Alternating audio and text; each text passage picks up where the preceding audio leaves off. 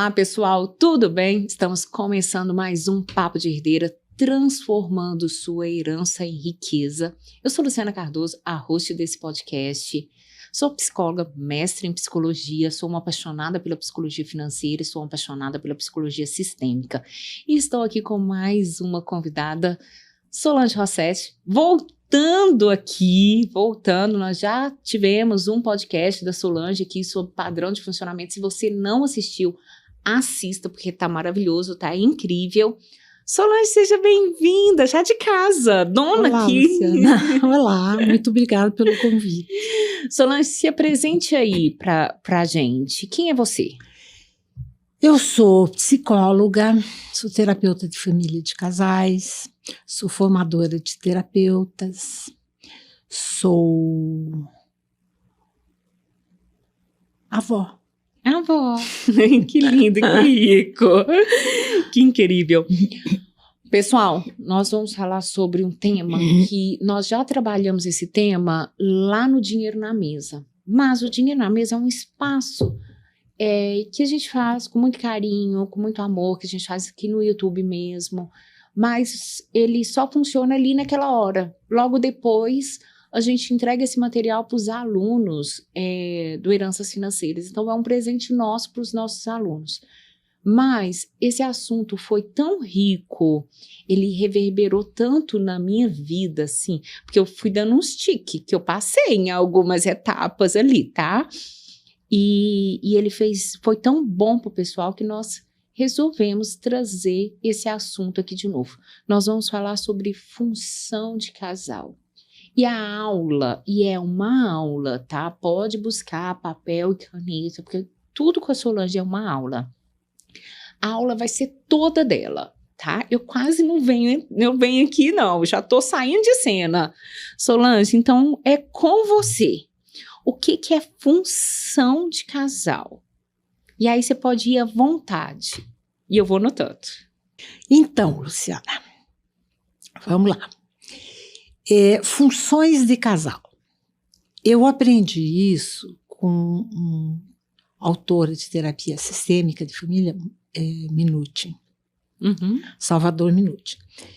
Ele escreve sobre funções de casal. Tá. Claro que a partir do dia que eu aprendi isso, eu fui transformando em algo palpável, que dava para trabalhar, dava para explicar, dava para avaliar. Então, essas 5 funções de casal seriam mais ou menos assim: 5 razões para virarmos casal. Os meus alunos brincam comigo que quando vêm fazer aula perdem as crenças bonitinhas da vida. Que a gente casa para ser feliz, a gente faz sistema conjugal para ser feliz. E eu penso diferente. Eu acho que a gente se junta para evoluir. A gente se junta para aprender e crescer.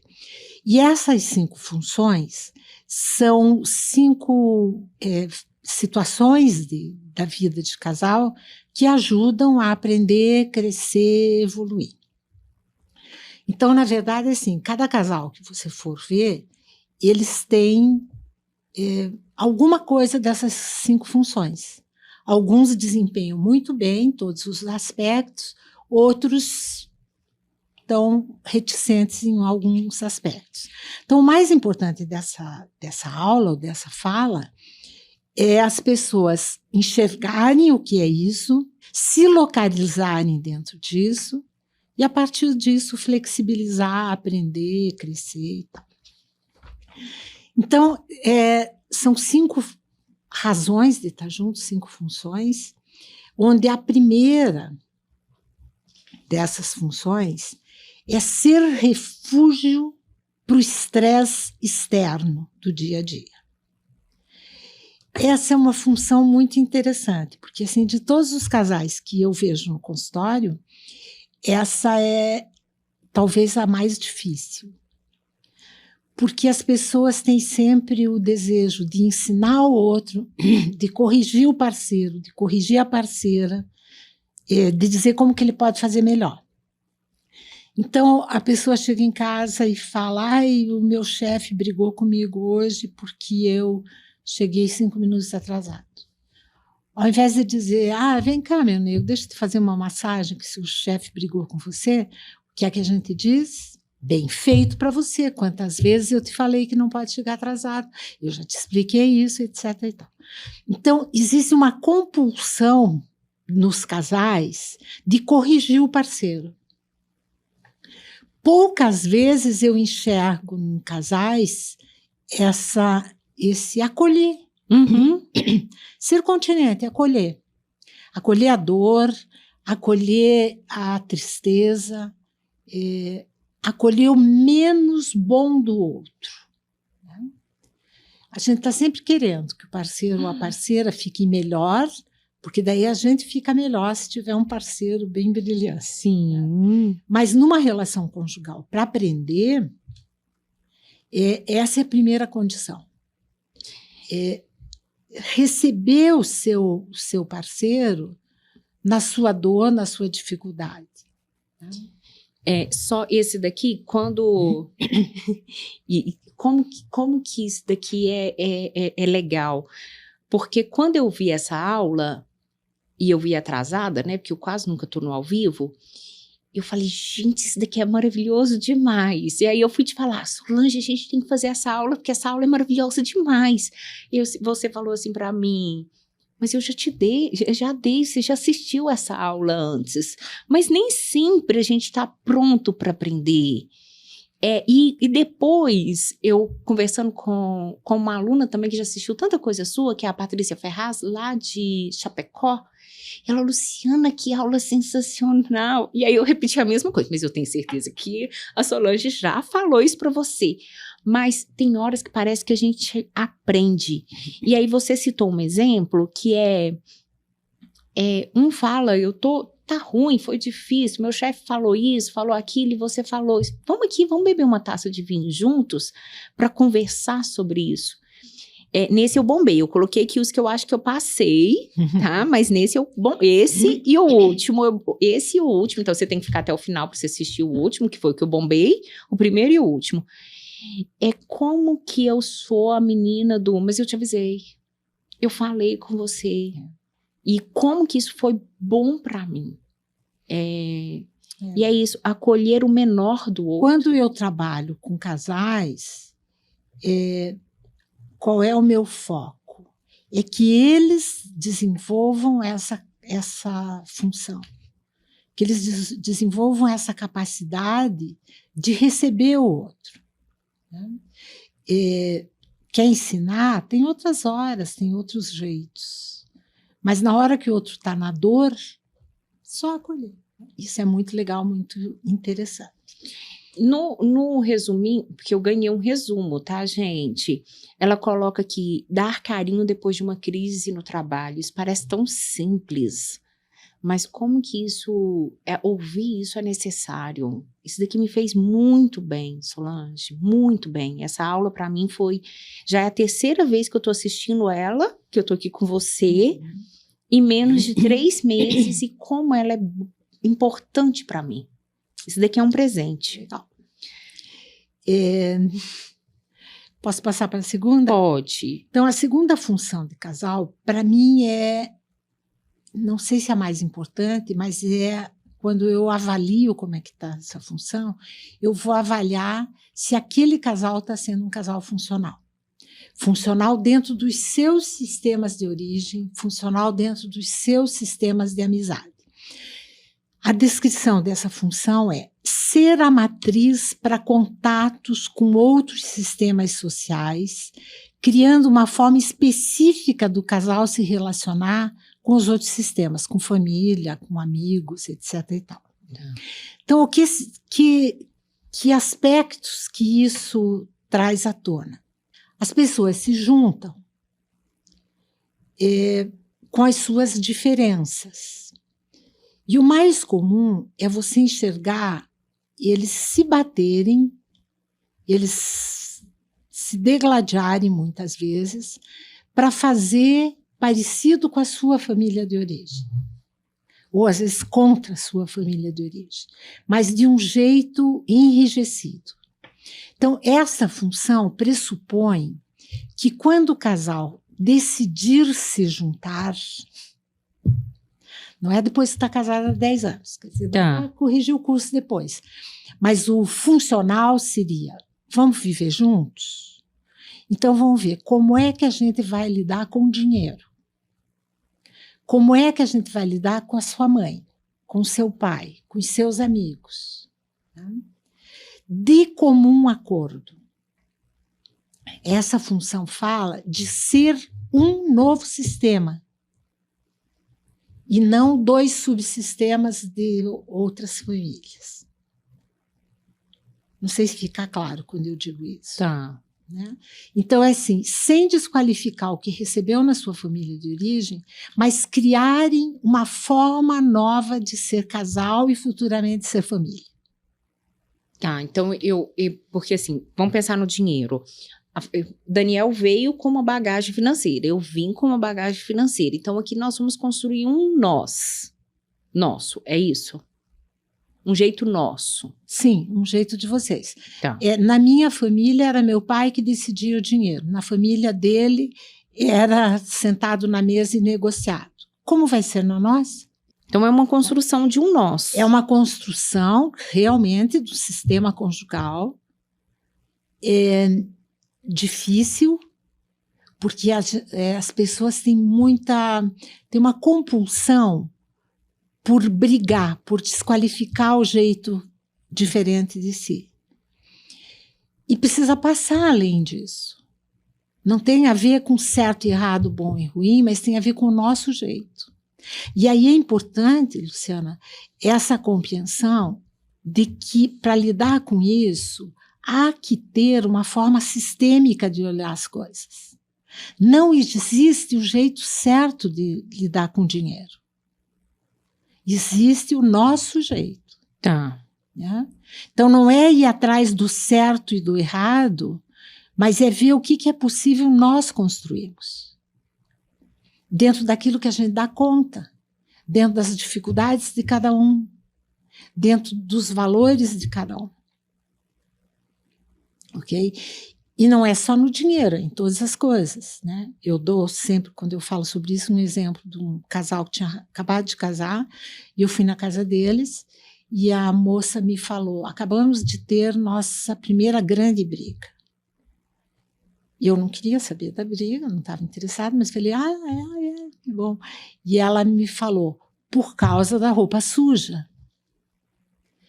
Que na família dela, roupa suja se joga dentro da máquina de lavar roupa. E alguém faz uma mágica depois que ela volta para o guarda-roupa. Mas era isso. E na família dele, roupa suja se joga dentro de um recipiente que está no banheiro. Um cesto, uma gaveta, uma sacola. Né? E como foi ela que programou a casa, programou o banheiro, um banheiro lindo e maravilhoso, não tinha nenhum gavetão para botar roupa suja. Né? E eles tiveram uma briga mesmo. Não, vai ser assim, vou jogar então pela janela, vou fazer isso, vou fazer aquilo, porque fazer do jeito que o outro queria estava desqualificando a sua família. Né? Então eles tiveram uma briga, não por aonde pôr a roupa, mas pelo que aquilo significava de abrir mão das coisas como era na família dela, como era na família dele. Então são brigas muito necessárias e muito funcionais, para que de longe a gente possa olhar, possa dizer, aquele casal é assim, assim, assim, assim. E desde coisas fortes, como dinheiro, roupa suja, educação de filho, etc., mas até coisas muito pequenininhas. Vamos comer açúcar dentro de casa ou não? Uhum. Né? Vamos fazer mercado sozinho ou um faz sozinho? Como vamos lidar com isso? Vai ter lista de compra? Não vai ter lista de compra. Então, N aspectos da vida do dia a dia que o casal constrói o seu. Esse é um dos que eu mais gosto de falar. Posso ir para o outro? Pode. Possibilitar o desenvolvimento da intimidade e da sexualidade. Então, o espaço de casal é o espaço de maior intimidade na vida. Os dois estão literalmente e metaforicamente nus na frente um do outro. Então, você poder usar essa nudez para experimentar coisas novas, para aprender coisas novas de intimidade e de sexualidade, é aí o espaço máximo para isso, né? Poder ter novas experiências, poder desenvolver novos padrões nessas duas áreas. Então, cada casal vai ter as suas dificuldades de construir isso e as suas facilidades. Se são pessoas que na sua vida pessoal sabe lidar com intimidade, faz bom uso da intimidade, vai ser mais fácil. Se isso é um aspecto mais difícil, vão precisar conversar, vão precisar experimentar muito mais, né? Desde coisas pequenas, por exemplo, ele pode entrar no banheiro quando ela está tomando banho, né? Como que ela se sente nessa hora. Então, esse aspecto de desenvolver intimidade e sexualidade vai trazer uma série de outros itens juntos, que é o quanto se respeita o outro, o quanto se faz respeitar, que concessões são possíveis de serem feitas, como que eu me sinto fazendo concessões, e por aí afora uma série de outros aspectos relacionais que vão aparecer aí, né? O próximo é que uma das funções do espaço de casal é favorecer aprendizagem, criatividade e crescimento.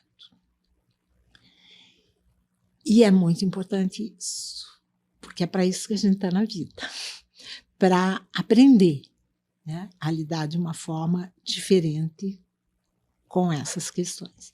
Então, se o casal tem essa proposta de puxar o melhor do outro e se desenvolver o outro, criando essas experiências, né, de criatividade, tem jeitos diferentes de fazer a mesma coisa, de uma forma leve, não de uma forma rígida, que eu tenho que fazer diferente, não.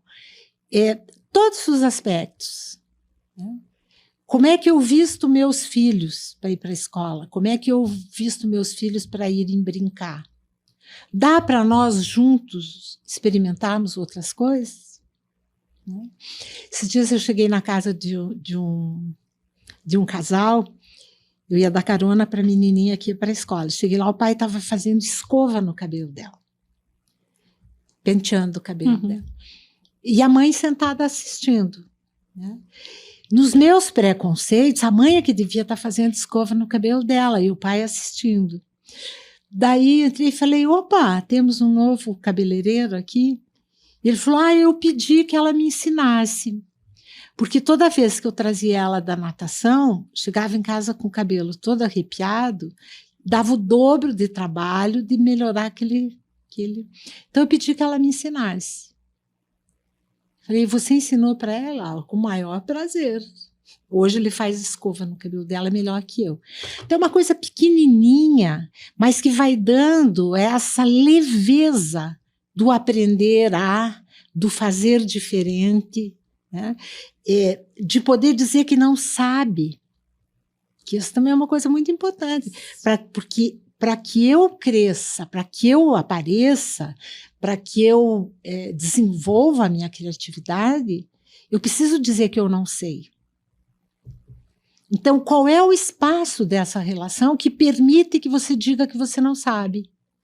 Que permite que você diga que você não é boa naquilo? Né? E, a partir disso, abrir esse espaço de... Não sei se está claro. E esse daqui, para mim, é o melhor. Gente, quem não assistiu o outro podcast sobre padrão de funcionamento vai entender a minha fala e a nossa risada aqui, tá?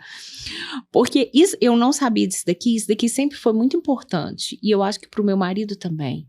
O espaço nosso de crescimento. A gente conversava muito sobre isso, que se um impedisse o outro de crescer, isso ia ser crucial no nosso relacionamento, talvez mais do que uma traição. O crescimento pra gente sempre foi muito importante. Ter a segurança que eu vou chegar em casa e ter alguém que tá torcendo por mim.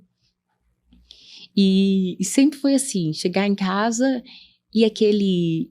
Deixa eu te contar como foi meu dia, pra ver o que vai surgir ali, como que pode ser feito, como... Tanto para mim quanto para eles, isso daqui foi sempre foi muito importante. Sempre um lugar de muito cuidado e carinho nosso. Legal.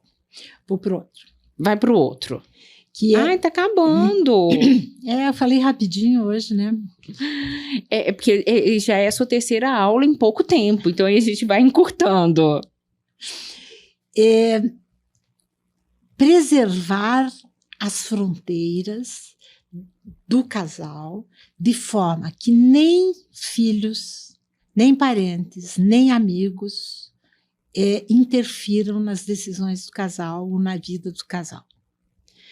Esse é muito sério e muito importante. Esse eu bombei. Porque enrosca em padrões familiares, né?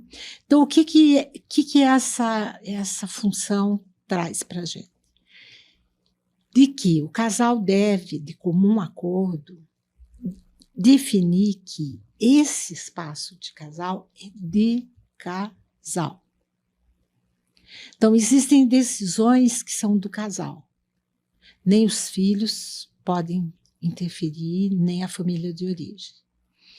Isso seria fácil se a gente tivesse uma cultura de autonomia. Mas nós não temos uma cultura de autonomia. O que seria isso? É assim, independência é uma questão que eu preciso do outro para dizer que eu não preciso dele. Isso é independência. Que horror! Peraí. Ok. Autonomia é eu não preciso do outro, mas posso escolher estar com ele se eu quiser. Então, a autonomia traz o aspecto do não precisar, poder fazer sozinho, e traz o aspecto da escolha, mas eu posso estar com o outro. Que é diferente da questão da independência. Independência eu preciso mostrar para o outro. Na autonomia, não. O outro não precisa nem saber disso. Eu desenvolvo essa função, independente de se o outro vai gostar ou não vai gostar, etc. E tal. A independência é uma coisa dura, poderosa, assim, é um cajado que eu uso para dizer que eu dou conta de ser sozinha na vida. Na autonomia, eu sei que eu dou conta, mas não me custa nada pedir um favor para minha mãe para melhorar minha relação com ela. Mas eu vou pedir esse favor respeitando as minhas fronteiras. Então, é um aspecto difícil quando existe já uma interferência da família de origem. Por exemplo, o casal vai se juntar ou vai casar e a mãe de um deles critica que na sala deles não tem nenhum quadro. E ela vai lá e compra 4 quadros e enfia na sala deles. Né? Então, já tem, nas famílias que já tem essa cultura de que os pais, a geração anterior, podem interferir, o casal tem muito mais dificuldade. Agora, em outras famílias, já tem esse desenvolvimento da autonomia, da independência. Então, fica mais fácil para o casal botar o limite. E isso por exemplo, eu conheço uma mãe que foi passar o final de semana na casa da filha casada, morando em outro estado, e a filha e o genro saíram para trabalhar, e ela trocou o piso da cozinha. Meu Deus. De um apartamento que era alugado, e que eles não pretendiam gastar dinheiro com aquilo, ela foi lá e comprou o piso e trocou o piso. Então, esse é um exemplo que eu uso muitas vezes. Como que você vai chegar para sua mãe e vai dizer que não gostou? Para isso, você precisa ter esse contrato do casal, essa parceria do casal para colocar o limite. Se colocar o limite vai ser ruim, se não colocar o limite vai ser ruim. Então é uma questão de escolha. E essa é uma coisa grandiosa, porque assim, aparecia ali. Mas às vezes até os comentários que uma mãe e um pai fazem com os netos interferem. Então, não tem como você ter controle sobre o que a outra geração vai requisitar ou vai fazer. Por isso é tão mais importante que o casal defina entre eles. Quando eu tive filhos, a minha mãe vinha, eu tive 2 filhos, minha mãe vinha e passava um mês na minha casa. No primeiro, ela veio no dia que nasceu e ficou um tempo. E no segundo filho, ela veio antes, porque já tinha uma menininha para levar para a escola, etc. Então, ela veio antes. E ela e o meu marido sempre se deram muito bem. Então, eu achava que era tudo paz e harmonia. Há uns 6 anos atrás, eu sou divorciada há 18 anos. Há uns 6 anos atrás, eu estava sentada conversando com o meu ex-marido e a mulher dele, e ela estava super chateada porque ia nascer o neto dela em uma outra cidade, e ela queria ir para lá passar um mês. E ele, meu ex-marido, o atual marido dela, estava super crítico e dizendo que ela ia interferir na vida do casal, que ia isso, aquilo, aquilo outro. E eu me achei no direito de dizer para ele, mas quando eu tive filhos, quando nós tivemos filhos, minha mãe veio e ficou lá um mês. Como você não deixa a sua mulher ir? Não é uma questão de não deixar, ele estava criticando que ela ia. E ele respondeu assim para mim, sim, mas interferia muito. E você só descobriu isso anos depois? Alguns anos depois, quando ele já estava interferindo na vida da mulher dele. Depois conversei com ele, assim, seriamente, né, como que interferia e tal. E, na verdade, criava-se um espaço onde as questões dela que estavam na mesa. Né? Alimentação, mudava a nossa alimentação quando ela estava lá. Simplesmente. Né? Então, é bom ou ruim isso? Não é. Mas a questão é que, se interfere no casal, o casal precisa lidar com isso. Porque essa interferência externa vai enfraquecer o casal. Para momentos que eles precisem estar juntos para lidar com alguma situação mais séria, mais difícil. Então, Luciana, você gosta muito desse assunto. Gosto. Eu acho esse daqui, só para falar, eu assim, só quando você falou de independência e autonomia, me lembrou um poema do Mário Lago que eu gosto muito, que fala assim, gosto e preciso de ti, mas deixa logo eu te explicar. Não gosto porque eu preciso sim por gostar. E eu amo esse poema. Tá?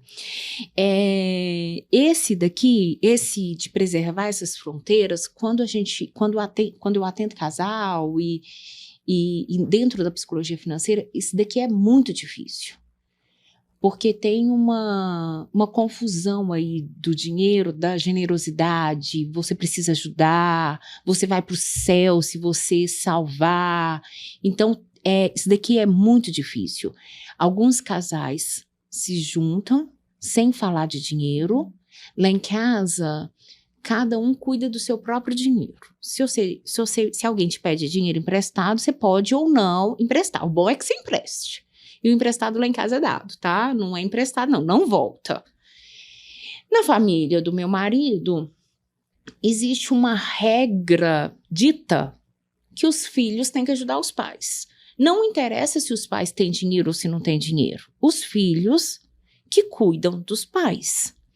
Então, pensa isso daqui. Eu casei, e dinheiro é muito importante para mim, senão eu não seria psicóloga financeira. Eu casei, e a construção dessas fronteiras foi algo que teve que ser trabalhado, porque eu tinha um jeito e ele teve outro. Hoje, nós temos o nosso jeito, tá? E as fronteiras são muito claras, o limite foi muito claro, que isso que você falou para mim foi formidável. Colocar limite vai ser ruim, e não colocar foi ruim também, né? O colocar limite foi desastroso, mas foi bom pra gente. Sim, porque você tem que lidar com o mal-estar do outro, que é importante para você. Isso. Então, isso é muito delicado. Eu fico pensando que aqui talvez seja mais difícil pela questão da família mineira. Será que não? A família do meu marido é família tradicional paulista. Ah, eu sou mineira. Daqui. Não. Mas então, o jeito dele é um jeito mais paulista, o teu é um jeito mais mineiro. Porque lá no Paraná, de onde eu venho, é mais fácil colocar esses limites.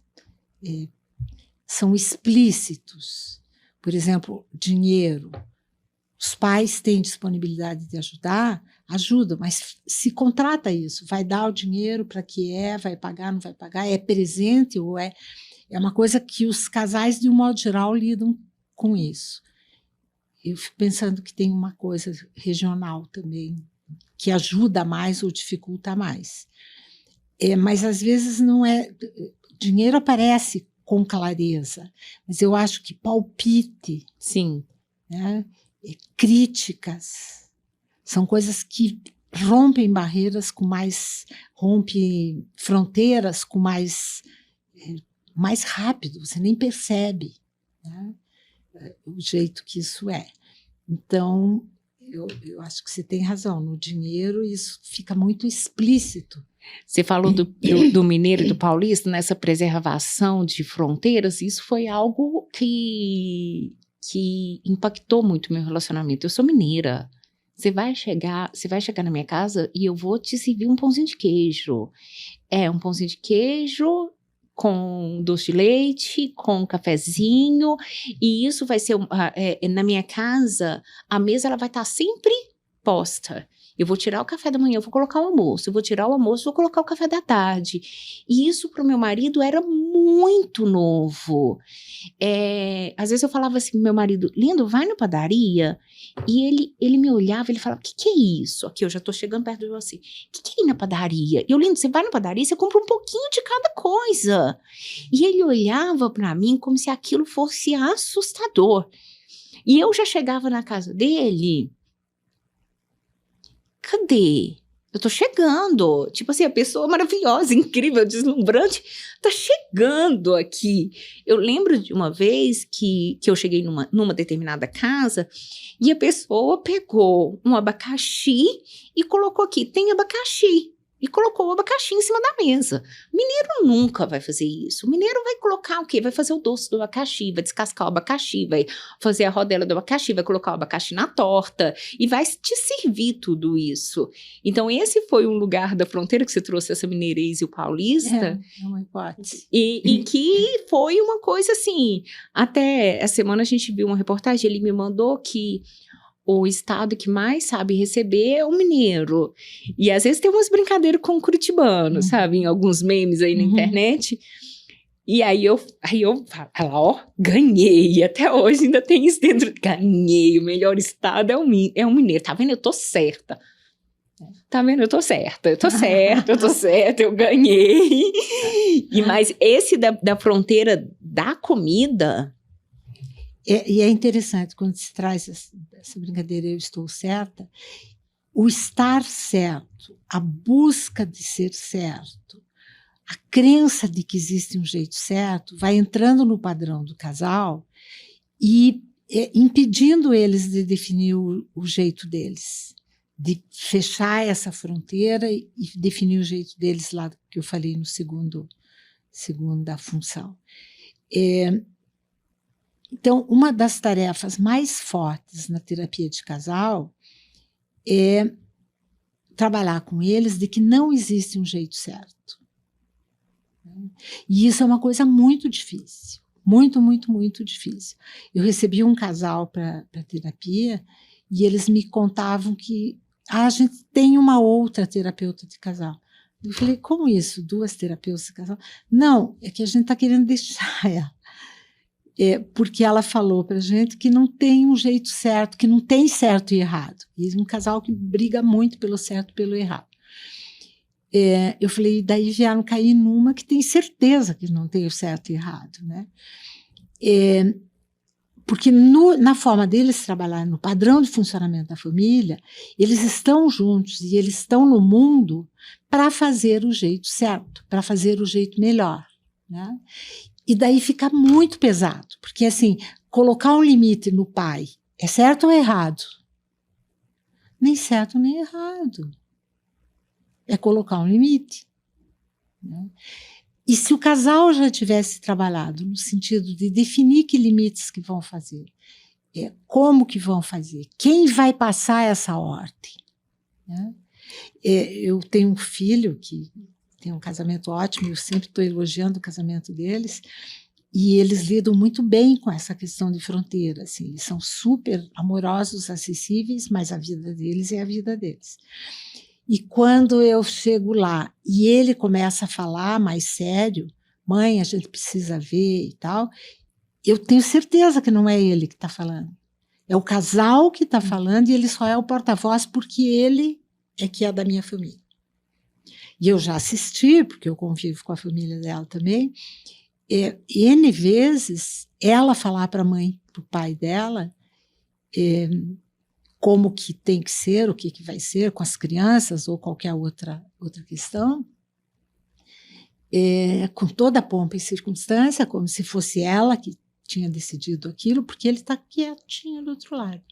Porque nos acertos deles, eles sabem que essa é a melhor forma de manter o casal, manter o sistema conjugal com as suas fronteiras e mais protegido disso, né?